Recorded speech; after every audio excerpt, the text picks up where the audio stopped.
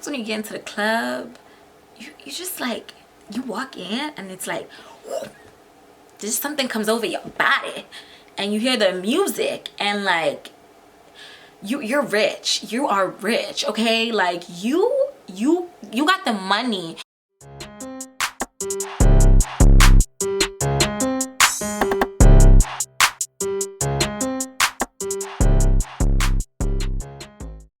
Hey guys, what's up? It's your girl Whitfabby. For those of you who don't know, and if you didn't know, now you know what's up, and welcome back to my channel.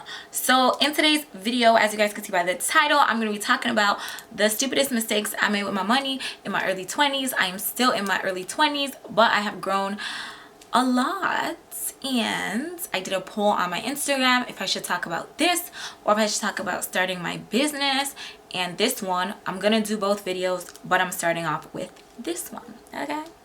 So we've all been there, or most of us have been there, where we've come into a lot of money, or what we think is a lot of money, and we got a little bit cray-cray. There's just some things that you spend your money on that you're just like, damn, like, why did I do this? Like, this is really dumb. And I've had a lot of those moments. So this video is not necessarily only about me speaking on how I could have done better with some of the purchases that I made, but it's also gonna be informative so that you guys do not make the same mistakes I did.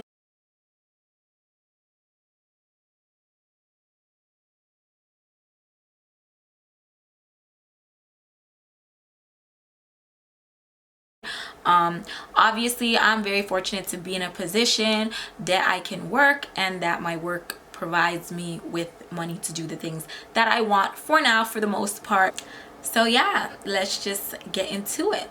Okay, so the first purchase I'm going to talk about today is my car. So for those of you who don't know, I drive a 2017 Jeep Wrangler and I love it to death. I was obsessed with Jeep Wranglers ever since high school, when my best friend Adriana pointed out that this girl in one of our classes had one, and I was like, ooh, since high school I've always liked that car. My mom used to have a Jeep. I don't know, I was really fascinated. I never knew how much it cost or nothing. Like, I didn't really care. I just loved the car. I said I want that car for my first car. Like, I love that car. Honestly, a car is 90% of the time a liability, unless you are using your car to run a taxi service, do Uber Eats or whatever, renting it out, or it's one of the rare cars that will retain its value or appreciate in value. Other than that, a car is literally a liability. It is a walking bill, probably one of the worst bills you could have, because it reminds you every month you got to pay for me, whether it's in the form of insurance or car notes or whatever the case is. Just the cost of the car and everything, it was not feasible for me to finance or obviously purchase it outright, so I had to go with the option of leasing. I don't recommend leasing unless you can afford it comfortably. You can write it off under your business, or yeah. So basically a lease is for whatever term. You will pay monthly payments on the car. When you give the car back, when your term is done, you give the car back, you buy the car out, or you can privately sell the car, pay them what you owe them for the cost of the car, and do whatever the hell you want. It's basically you spend so much money on a car just for them to be like, okay, yoink, it's mine now, and there goes whatever thousands of dollars you would have put into the car that you probably could have bought another car and have not had to worry about payments. So my car, I pay $725 a month for my car, and that's just for the car payment, and then a little bit over $300 a month for the insurance. So I'm paying a little bit over $1,000 a month for my car as of right now.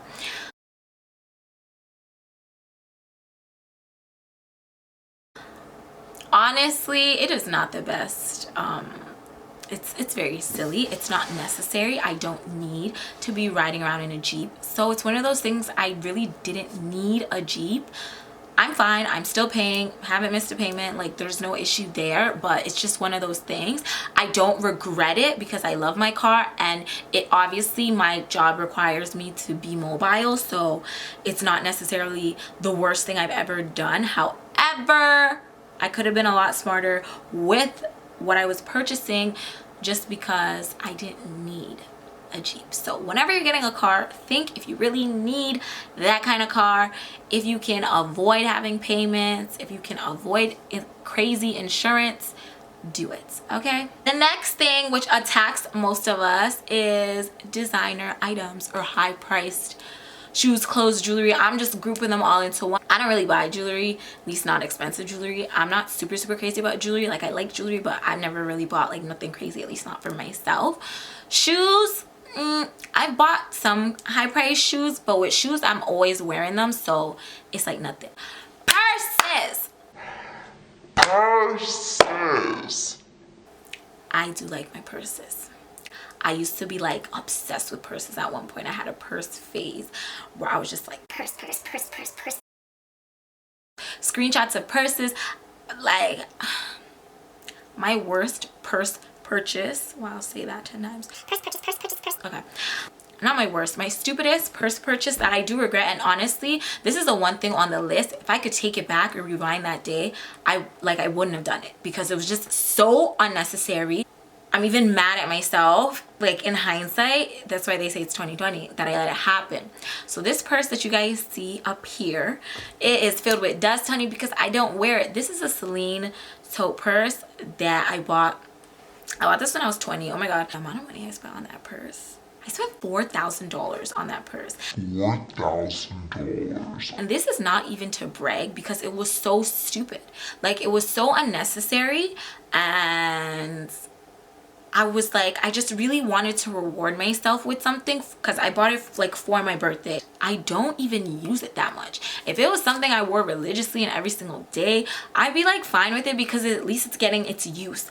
I have probably worn that purse out less than 5 times, literally. I don't even travel with it because I'm so scared something's gonna happen to it. Like, the story behind that is I was going to the mall and I was like, okay, my birthday is coming up. I really want a purse. I really want a Chanel purse, but it's between Chanel and Celine. I went to the Chanel store. The Chanel purse that I wanted was $7,000, and I said, thank you, girl. I'm gonna put it back over here and I'm leaving the store because I'm not spending $7,000 on a purse.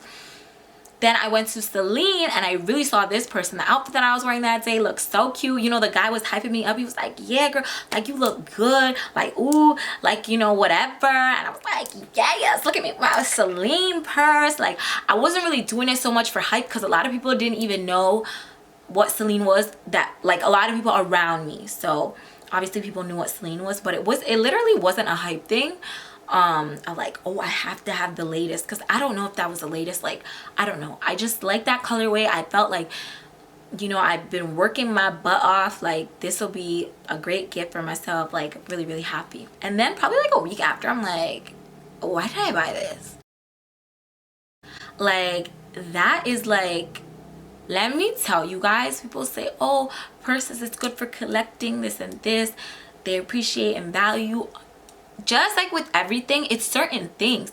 If you buy a purse from Michael Kors, you're not going to be able to sell it for what you bought it for. So don't let people talk you into buying things because you could sell it back.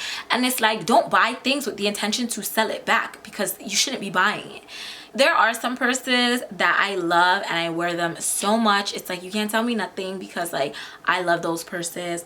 But there'll be purses I'm getting from like Aldo or just random places online that I'm rocking the hell out of too. So I don't really feel like the price tag determines if it's good or not. It's literally just what you're into. But do not fall into the hype of owning like 20 bags for no reason and you don't even have money to put in the bag, because then you look even crazier. So another thing that half applies to me is alcohol.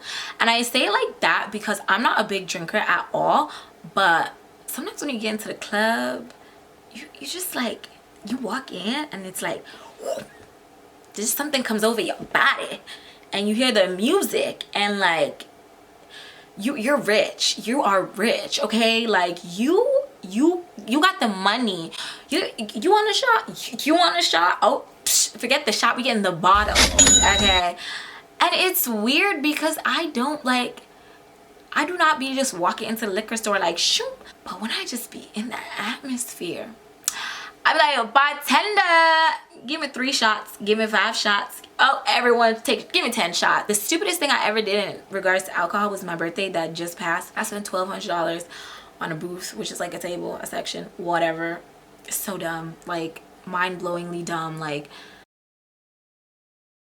do not even go to the club with like your card. Like, to be honest, I stopped doing that. I take cash, like whatever the entry is, or like maybe 40, 60, 80 bucks, and that's it. Because I know if I have my card, like once I see that menu, something just comes over me, and I don't even know what it is. Even if you have it, it's one of those things where it's like you could still turn up without spending $20,000, especially if you're gonna feel it in the morning. Like, it just ain't it, okay? It just ain't it. Now on to the last thing that I regret spending my money on.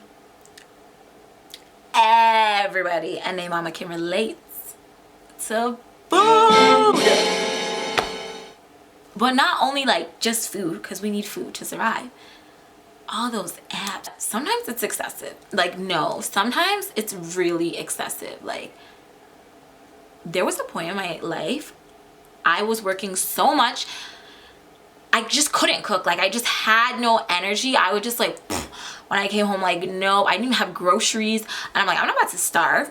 No, I'd rather pull up an app. I'm not about to starve. My order could be $13 and I'll be like, free delivery over $20. Let me add something for $7. I didn't need that, because if I just paid the delivery, it'd be less than $20. But I'm thinking, oh, I'm getting more bang for my buck. Let me just add this $7 side. Like, there was literally a point in time in my life I probably spent over $500 a month on ordering out, and it like wasn't because I can't cook. I was just so consumed with everything else. I was drained, I was exhausted. I'm like, it's convenience. Like, those brands thrive off of convenience. Like, if you could start a business with like convenience based, you will make a killing, because people don't want to cook, people don't know how to cook, and people just like tasty good stuff. Like, we all have cravings, and it's like, it just adds up so fast.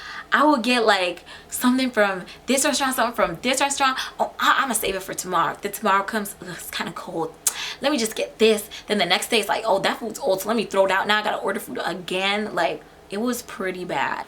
But you guys, that concludes the stupid purchases and the dumb mistakes, whatever you want to call it, that I've done with my money. However, I have learned so much. Like, 2019 was my year of reflection, my year of learning, my year of like, girl, get a grip. If you've come into new money, or you're making more money than you're used to, or someone gives you money, invest it, put it away. Put it in a savings, put it in a secret special account. Just don't touch it for a little bit. Think on it, because sometimes when we come into new money, like, we're spending it before even like direct deposits, like before that hits, okay? Before we even see the numbers, the money is gone mentally. So no, get your money and sit on it. Think about it, because when you do that, it allows you to have a more clear mind. That's why when I be adding stuff in my shopping cart, I think about it. I come back in like 3 days. And most times I don't check out, because I didn't need this stuff. Like, I've gotten really good with just figuring out like more what's necessity based. Okay, if I'm buying these clothes, I have to do a haul so I could put out a YouTube video. Like, I'm trying to cut the liabilities and make everything work for me. Even my phone, I'm like, if I'm privileged enough to afford an iPhone, I am making money off my phone. Like, I'm not just using it for leisure. All right, you guys, sorry if the angle is different. My camera actually ended up dying. But basically what I was saying, kind of on an end off note, is just be smarter with your money. Write down your purchases, use a tracker. If you cannot buy it twice and still have money left over to be comfortable, you probably shouldn't be buying it. Not to say you can't ever buy it, but focus more on being comfortable, and having like a good foundation in life, and just being afloat really well before you start to splurge. My main thing is be comfortable. And if you do fall into the trap of buying a whole bunch of stuff, don't be ashamed of it. Own it and grow from it. If you fall into debt, it's not to say you can't come out of it. If your credit score goes down the drain, like, pick yourself up. Don't let other people make you feel bad because of choices that you made, because you have to live with it. You already know what you did, so you don't need the outside noise. And if those people are not helping you learn from that, or paying the bills that are past due, don't be paying them no mind. To end this off, I wish everyone watching this video attains the riches that they would like in their life. I hope you guys learned something from this video, and if you would like to let me know what's the craziest, dumbest, weirdest, stupidest thing that you spent your money on at any age in your life, leave it in the comments down below. Give this video a big thumbs up if you liked it. Subscribe to my channel, tell a friend, put it in your group chat, tell your mama, tell whoever, and you guys will see me in the next video.